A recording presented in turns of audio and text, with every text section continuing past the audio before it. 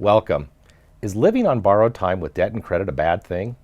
Absolutely not. It's a very important part of reaching our goals in life. To further explore this topic, we have Kristen McKenzie. Well, welcome, Kristen. Thank you, Dirk. Well, I think we both agree that people cannot live without debt, That's certainly true in today's society. right? Whether it's buying a home, financing a college degree, financing a car, it's an important part of reaching our goals in our life. It sure is. Well, Kristen, I think it's important for people to understand the different types of debt.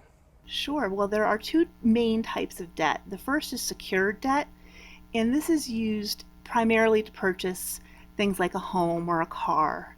And with secured debt, if you do not make your payments, the bank could come and effectively repossess the home or the car. But the advantage of this type of credit is that it carries a lower interest rate because it is secured. There is collateral backing it up. There's also unsecured debt, and most people think of this as their credit cards. And in this case, if you were not to pay your monthly bills, that would be a risk to the lender, and therefore it carries a higher interest rate. Right. Well, and those are some of the positives of using credit. We certainly have a lot more access to buying a home, buying a car than, as you mentioned, if we had to save up for that. I mean, how long would we have to save to actually buy a mortgage or buy a home? Right. It would be decades versus being able to buy that as we go. Some of the other positive uses are, I remember, and a lot of people don't, going on vacations outside the country and having to take traveler's checks before credit was really readily acceptable. But it certainly made access to the world much easier using credit cards. So those are some of the positive uses, but we all know there's some downsides to using credit. There are, and I think the most significant is the possible overuse of credit, and that can get people into trouble financially, both in the short term, and it can impact their credit score, which will make purchasing a house or getting utilities turned on more difficult in the long run. So the qualifications for credit are usually character, capital, capacity, collateral, and conditions.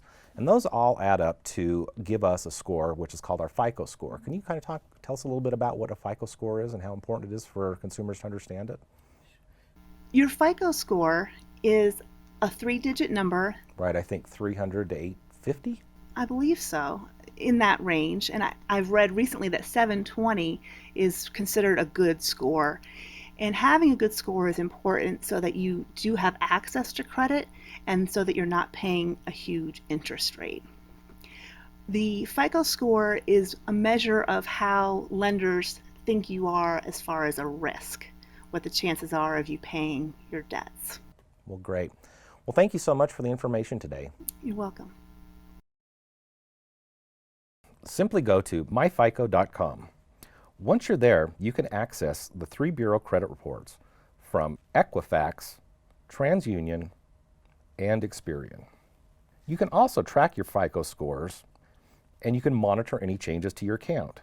You can also detect threats to your personal information and restore your identity should something happen.